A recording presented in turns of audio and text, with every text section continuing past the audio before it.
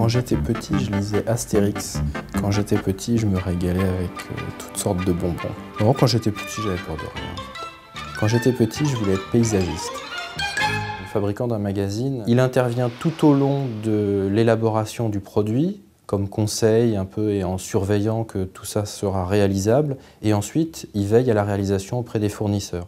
Pour être à l'heure au moment de la diffusion, c'est un travail qui commence très longtemps en avance. On a certaines étapes clés, des sortes de rendez-vous réguliers avec les rédactions, dans lesquels on s'échange des documents sur les quantités à produire, sur les paginations, sur le détail de la publicité qui va être insérée. Donc, le fabricant est présent à leur côté et leur rappelle régulièrement ces impératifs qu'il faut tenir. Parce que c'est une industrie lourde et on ne peut pas en fait se pointer chez un imprimeur, taper à la porte et dire excusez-moi, j'ai 300 000 exemplaires d'Ocapi à imprimer, est-ce que vous pouvez me faire ça pour demain? Les plannings de fabrication de Bayard sont établis à peu près 1 an à l'avance.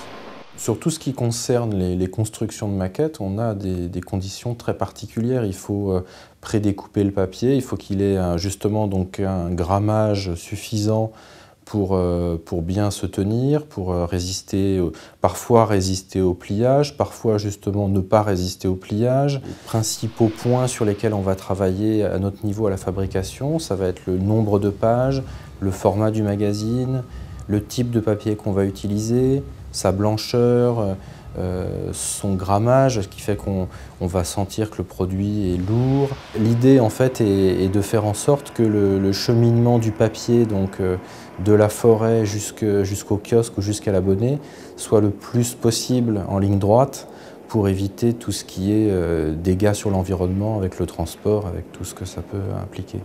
Une fois que le papier a eu une vie, qu'on a fabriqué un magazine et qu'on a fini de le lire et qu'on le met à la poubelle, alors si possible dans la poubelle bien triée pour le recycler, les fibres du papier ont de nouveau plusieurs cycles de vie.